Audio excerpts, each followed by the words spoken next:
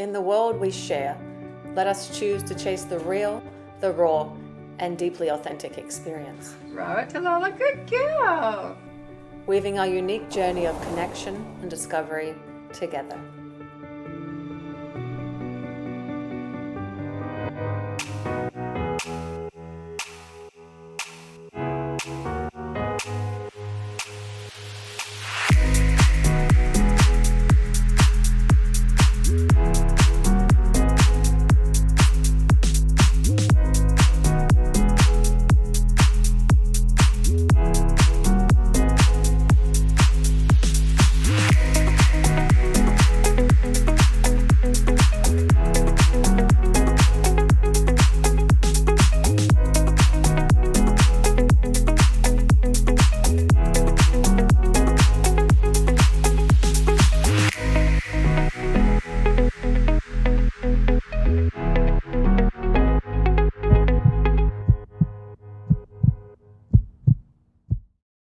Greetings and welcome. I'm Anita Stubenrauch, your host for the Authentic Rebel Speaker Series. I am coming to you live from a very small town in the foothills of the Sierra Nevada mountains in California called Murphy's. I would love to know where in the world you are dialing in from. Please drop a line in the chat. Let us know wherever you're watching from. It is a privilege to guide you through this very unique experience that is the Authentic Rebel Speaker Series. And I know you don't need me or the news to tell you that we are living through times of turmoil. It's all around us. Escalating conflicts, climate emergencies, stark social and economic divides. And more than ever, we need ways to find connection instead of division, and to find direction instead of distraction. And that's why Jen Engevick and Heidi Miller created the Authentic Rebel platform to foster that which can be at once both incredibly fragile and infinitely powerful: hope. Our mission for today and tomorrow is simple: to create an environment where hope can be nurtured against all odds. On our journey together, we're going to hear voices from around the world share their unfiltered triumphs, struggles. And as you listen, I invite you to move beyond solace and inspiration. Stay open to what your heart wants to tell you. This is a chance to be part of a collective shift towards connection and compassion, all through the power of authenticity. Before we go too far, a little about me. I had a storied creative career at Apple, 13 years. I designed presentations that went in front of Steve Jobs, I wrote speeches for executives, and I authored Apple's Credo. But really, it's what I'm doing now that ties so beautifully with the Authentic Rebel brand and the speaker series.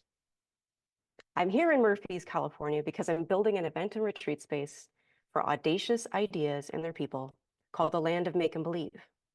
And I fund that development through the work of my creative agency, Cause Effect Creative, where I help people and brands rally hearts and minds around what fuels their soul.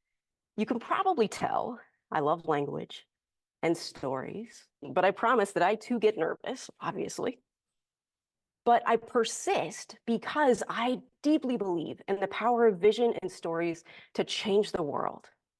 And I know our speakers do too. By way of getting to know me better and setting the context for these next 2 days, I want to share a story connected to the very first speech I ever gave. It was August 2019. It was Chicago. I am at my alma mater, the School of the Art Institute of Chicago, to greet new students and their parents for new student orientation.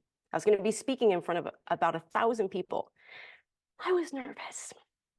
And not just because I was going to be in front of 1,000 people, but because I was going to be sharing parts of my Apple backstory that I had never shared publicly before. And it's not all rosy. I'm not going to go into that here. If you're curious, you can listen to episode 1 of my podcast, Hyperactive Imagination. There's the whole story there. But before I was on stage, I was backstage getting ready, and it started early in the morning and nonstop from when I arrived on site. Tours of the school, meeting the president, collaborating with the film crew. About 20 minutes before curtain, I'm sitting in a makeup chair with my makeup artist, Nancy, when she tells me she's an intuitive. I like intuitives. So she's standing there. She cocks her head to the side and she says, "There is a big presence with you. And it feels like a mountain and a medicine man." What Nancy doesn't know is that here at the Land of Make and Believe, our site, this place, is built around a really prominent rock formation, marbleized limestone. And that ever since I moved out here, I have been having these really powerful, energetic, somatic experiences. So I might sound nuttier than squirrel poo, but I could feel it when she said that. When she steps out of the room, I could also start to feel some butterflies. And I decide to ask this energetic presence for help. What I wanted to say was something like, "May I borrow some medicine to do a good job?" But I swear I was halfway through the word borrow when it got slapped out of my brain. I had never had that experience before, so I gathered myself to try again. "May I have some medicine to do a good job?" I wanted to be of service to the audience. I wanted to be a conduit for meaning and purpose and joy, just like I want to be for you. I also didn't want to fuck up, you know?